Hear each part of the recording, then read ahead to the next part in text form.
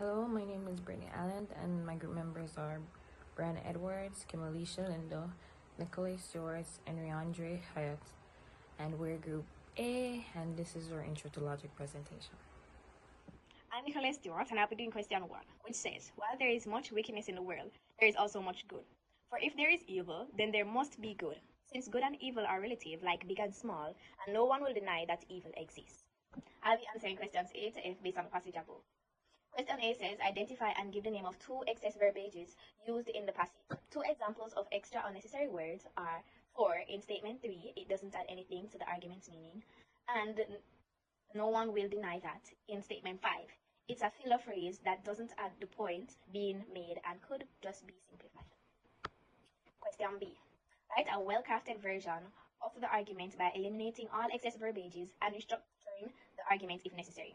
Revise the argument. There is both good and evil in the world. If there is evil, then there must be good, as good and evil are relative, like big and small. This version keeps the essence of the argument while cutting out unnecessary words. Part C. Construct an argument diagram to help you identify the logical structure of the argument. Statement 1. There is much wickedness in the world. Statement 2. There is also much good in the world. Statement 3. If there is evil, then there must be good. Statement 4. Good and evil are relative, like big and small. Conclusion. Evil exists. Here's how they link together. Statement 3 and 4 support the idea that if evil exists, good must exist as well. Statements 1 and 5 establish the idea that there is wickedness, in brackets, evil, in the world. Part D. Examine each statement and explain how you could decide whether this argument is valid or invalid. Statement 1 claims that there is wickedness in the world, which seems reasonable enough to accept as fact. Statement 2 claims that there is also good in the world, but the argument doesn't provide evidence for this on its own. Statement 3 suggests that if evil exists, good must exist too, a logical assumption, but not absolute proof. Statement 4 compares good and evil to relative concepts like big and small, which is subjective. Statement 5 reiterates that evil exists but does not add anything new to support the idea of good. Taken together, these statements don't offer concrete proof that good must exist simply because evil does. So arguments may not be valid in a strict logical sense. Part E. Give one example of how hedges and assurances are used in arguments that are not well crafted. Hedge example. It seems likely that most people believe evil exists. This adds a layer of uncertainty to the claim without strengthening the argument. Assurance example. Clearly, there is evil in the world. The word clearly tries to convince the reader without actual proof. Final part F. Demonstrate or give an example of how non-uniform language is used in arguments that are not well crafted.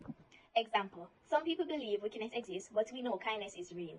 Using both wickedness and kindness without clearly defining them or relating them directly to good and evil can cause confusion. Non-uniform terms can make arguments unclear if they are not well defined and consistently used. An example of an enzyme with all categorical statements is all sparrows are birds, all birds have wings, therefore all sparrows have wings. So the example that I just gave is an enzyme because it contains an implicit assumption necessary for the conclusion to hold true. It says all sparrows are birds and all birds have wings, leading to the conclusion, therefore all sparrows have wings.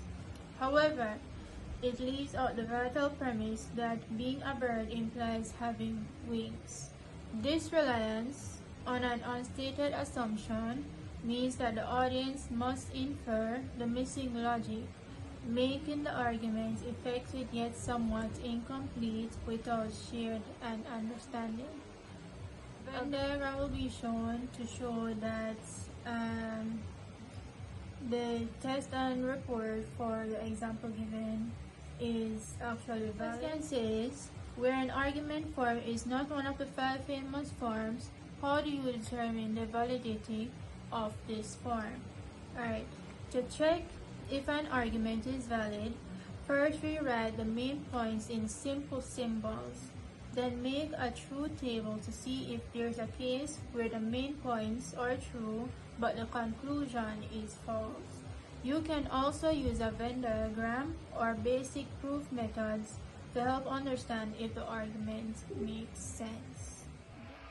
Hi, I'm Brittany, and I'll be answering questions K to M from the passage below. So the passage reads, if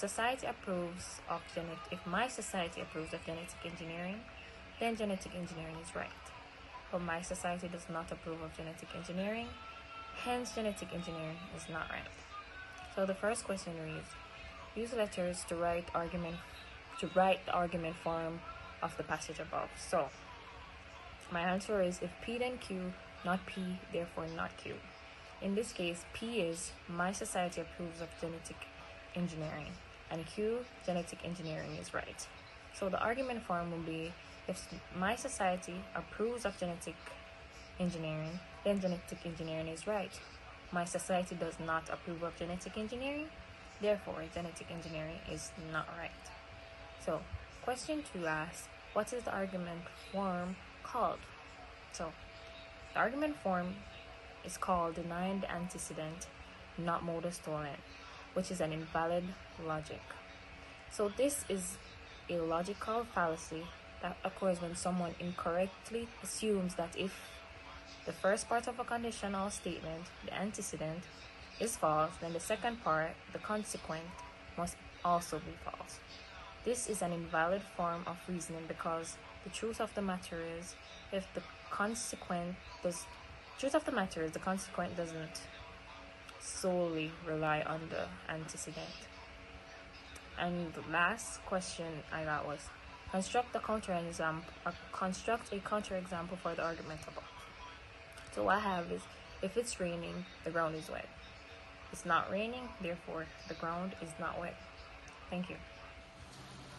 Hello, my name is Ryander, Hyatt, and I'll be answering question 2A to F. Now, the argument of question 2 reads, all Jamaicans are weed smokers. At least one weed smoker is not a heroin addict. Therefore, at least one heroin addict is not a Jamaican. A of question 2 asks, if the statement all Jamaicans are weed smokers is true, determine the truth value of all the corresponding immediate inferences. Now the answer to this question is a statement where all J's are W is no W or non-J's. So no Jamaicans are non-weed smokers. This is logically evident to the original statement or argument. So observation is true. All non-weed smokers are non-Jamaicans, which is valid, so it is true. B asks, what is the observed of the A statements above? The A statement, all J's are W, is no W's or non-J's. So no Jamaicans are non-weed smokers. F asks us to test the validity using a Venn diagram. Now, to assess the validity of the argument using a Venn diagram, first we need to identify the premises and the conclusion. Now, premise 1, all Jamaicans are weed smokers. This means that a set of Jamaicans is entirely within the set of weed smokers. Premise 2, at least one weed smoker is not a heroin addict. This means that there exists at least one weed smoker who is outside the set of heroin addicts. The conclusion, at least one heroin addict is not a Jamaican. We need to verify whether this conclusion follows logically from the premises. So, since all Jamaicans are weed smokers, we'll draw set A, Jamaicans, completely inside set B, weed smokers. The second premises says at least one weed smoker is not a heroin addict. This means that there's a part of set B that doesn't intersect with set C, heroin addicts. We'll mark an X in set B, but outside of set C to represent this. This being weed smokers who are not heroin addicts. The conclusion states that at least one heroin addict is not a Jamaican. For the conclusion to be true, there must be an element in C, heroin addicts, that is not in A, Jamaicans. The conclusion, at least one heroin addict is not a Jamaican, does not logically follow any given premises. The premises do not provide enough information to confirm or deny this conclusion. And so the argument is invalid because the conclusion does not logically follow the premises. The Venn diagram shows that the premises do not have any direct connections to C that would provide the conclusion. Thus, we cannot make a definitive claim about the relationship between heroin addicts and Jamaicans based on given information. Now, D asks us to rewrite the argument above as a standard form categorical syllogism. The argument is, all Jamaicans are weed smokers, at least one weed smoker is not a heroin addict, therefore at least one heroin addict is not a Jamaican. Now, in standard form, the major premise would be all Jamaicans are weed smokers A. The minor premise, some weed smokers are not heroin addicts I. In the conclusion, some heroin addicts are not Jamaicans O. Now, E asks us to identify the mode, and figure of the argument. Now, the mode is AIO. This means that the argument has an AIO structure, and the figure is a figure 2 syllogism. F asks us to test the validity using a Venn diagram. Now, to assess the validity of the argument using a Venn diagram, first we need to identify the premises and the conclusion. Now, premise 1, all Jamaicans are weed smokers. This means that a set of Jamaicans is entirely within the set of weed smokers. Premise 2, at least one weed smoker is not a heroin addict. This means that there exists at least one weed smoker who is outside the set of heroin addicts. The conclusion, at least one heroin addict is not a Jamaican. We need to verify whether this conclusion follows logically from the premises. So, since all Jamaicans are weed smokers, we'll draw set A, Jamaicans, completely inside set B, weed smokers. The second premises says at least one weed smoker is not a heroin addict. This means that there's a part of set B that doesn't intersect with set C, heroin addicts. We'll mark an X in set B, but outside of set C to represent this. This being weed smokers who are not heroin addicts. The conclusion states that at least one heroin addict is not a Jamaican. For the conclusion to be true, there must be an element in C, heroin addicts, that is not in A, Jamaicans. The conclusion, at least one heroin addict is not a Jamaican, does not logically follow any given premises. The premises do not provide enough information to confirm or deny this conclusion. And so the argument is invalid because the conclusion does not logically follow the premises. The Venn diagram shows that the premises do not have any direct connections to C that would provide the conclusion. Thus, we cannot make a definitive claim about the relationship between heroin addicts and Jamaicans based on given information. Good afternoon, class. My name is Kimolisha, Lindo. I'll be presenting on question 2G to K. The first question reads, what can be said about the validity of the argument above? The argument reads, all Jamaicans are weed smokers. At least one weed smoker is not a heroin addict. Therefore, at least one heroin addict is not a Jamaican.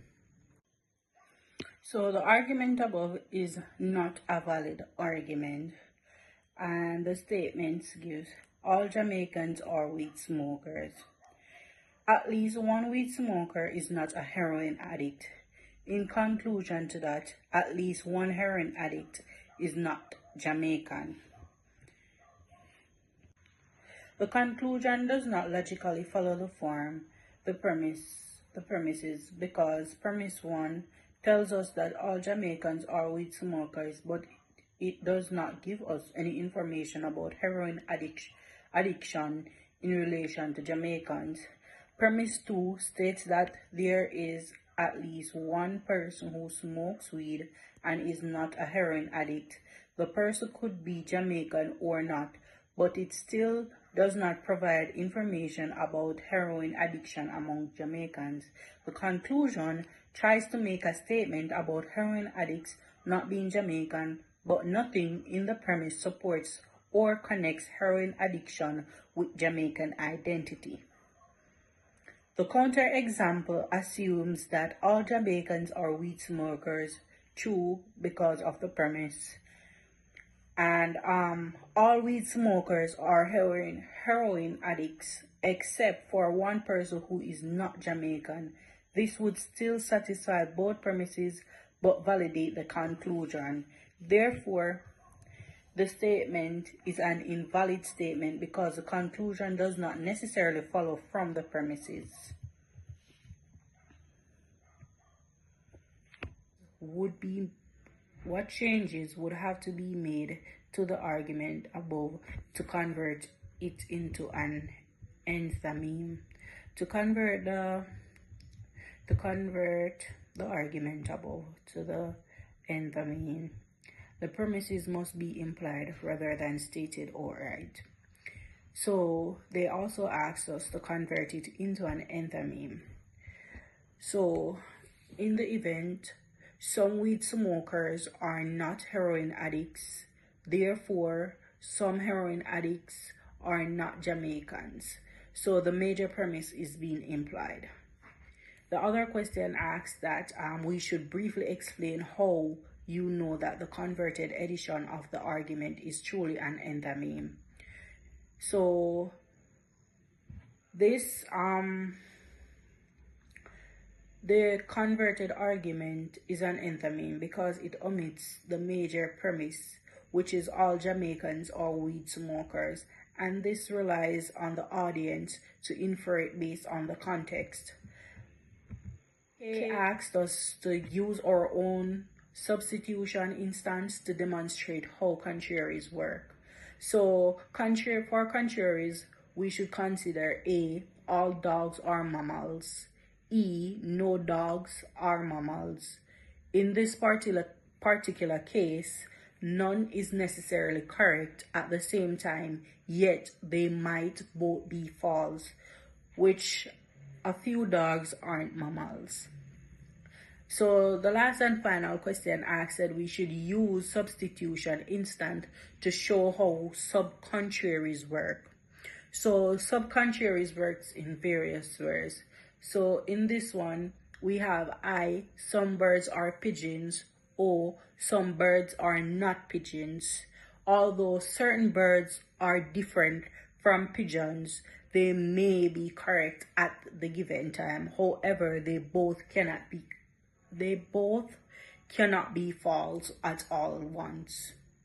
They both cannot be false at all.